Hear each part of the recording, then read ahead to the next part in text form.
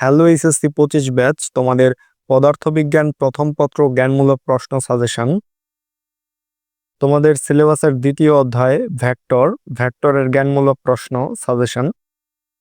অবস্থান ভেক্টর কি, vector operator কি, আয়ত একক ভেক্টর কি, কার্ল এর সংজ্ঞা দাও, সীমাবদ্ধ ভেক্টর কাকে বলে, ডাইভারজেন্স কাকে বলে, একক ভেক্টর কি, সমতলীয় ভেক্টর কাকে বলে, বিপ্রতীপ ভেক্টর কি, ভেক্টর যোগের ত্রিভুজ সূত্রটি লেখো, স্কেলার ক্ষেত্র কাকে বলে, স্কেলার আপেক্ষ গ্রেডিয়েন্টের সংজ্ঞা লেখো,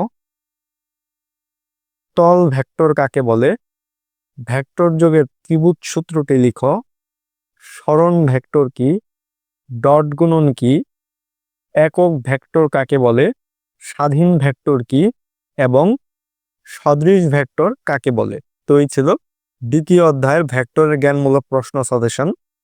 তারপর আসো তোমাদের সিলেবাসের চতুর্থ অধ্যায় নিউটনিয়ান বলবিদ্যা।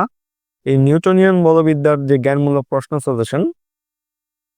ভরবেগের সংরক্ষণ সূত্রটি লেখো, টর্ক কি, স্থিতিস্থাপক সংঘর্ষ কাকে বলে, চক্রগতির ব্যাসার্ধ কি, জড়তার ভ্রামক কাকে বলে, বল কাকে বলে, তারপর হচ্ছে কৌণিক ভরবেগ কাকে বলে, পরিবর্তনশীল বল কাকে বলে, সংঘর্ষ কাকে বলে, হুকের সূত্রটি লিখো, এক নিউটন বল কি, নিশ্চল কোণ কি, টেনশন বল কাকে বলে, বলের ঘাত কাকে বলে, রাস্তার ব্যাংকিং কি।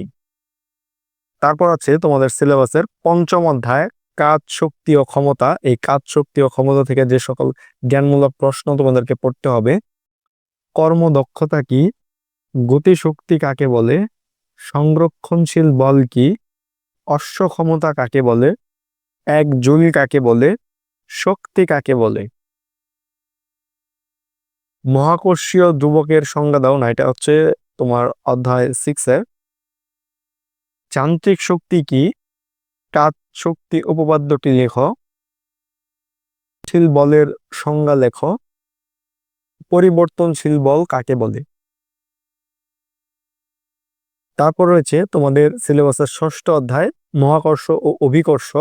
এই অধ্যায় থেকে তোমাদেরকে যে সমস্ত জ্ঞানমূলক প্রশ্নগুলো পড়তে হবে, ভূস্থির উপগ্রহ কি, মুক্তিবেগ কাকে বলে, মহাকর্ষীয় বিভব কি, পার্কিং কক্ষপথ কাকে বলে, মহাকর্ষীয় বিভব কাকে বলে, মহাকর্ষ বল কাকে বলে, পার্কিং কক্ষপথ কি, মহাকর্ষীয় প্রাবল্য কাকে বলে, ভরকেন্দ্র কি, মহাকর্ষীয় ক্ষেত্র কি, ভূস্থির কৃত্রিম উপগ্রহ কাকে বলে। তারপর রয়েছে তোমাদের সপ্তম অধ্যায় সিলেবাসের পদার্থের গাঠনিক ধর্ম। এই পদার্থের গাঠনিক ধর্মতে তোমাদেরকে যে সকল জ্ঞানমূলক প্রশ্নগুলো পড়তে হবে, পীড়ন কি, স্থিতিস্থাপক সীমা কাকে বলে, অসহ পীড়ন কি, স্থিতিস্থাপক গুণাঙ্ক কি, স্থিতিস্থাপক ক্লান্তি কাকে বলে, ইয়নের গুণাঙ্ক কাকে বলে, স্থিতিস্থাপকতা কাকে বলে, দশা কি, স্থিতিস্থাপক সীমার সংজ্ঞা দাও, পয়সনের অনুপাত কি, আন্তঃআণবিক বল কাকে বলে, সংনম্যতা কি।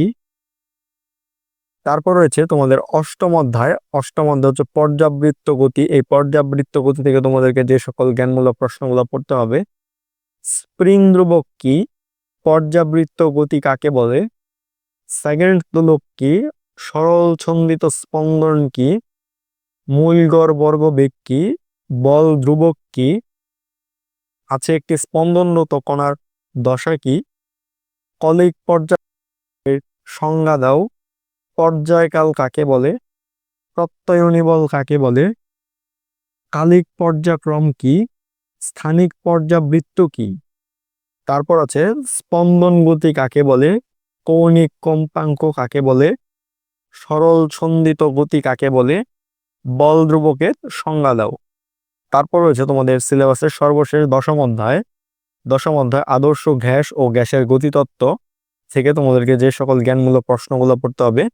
সম্পৃক্ত বাষ্পচাপ কি, শিশিরাঙ্ক কাকে বলে, পরম আর্দ্রতা কি, আপেক্ষিক আর্দ্রতা কাকে বলে, প্রমাণ চাপ কাকে বলে, আদর্শ গ্যাস কাকে বলে, আদর্শ চাপ কাকে বলে, শক্তির সময় বিভাজন নীতি বিবৃতি করো, সম্পৃক্ত বাষ্পচাপ কাকে বলে, চার্লসের সূত্রটি লেখো, গড়মুক্ত পথ কাকে বলে, আর্দ্রতা মিতি কাকে বলে,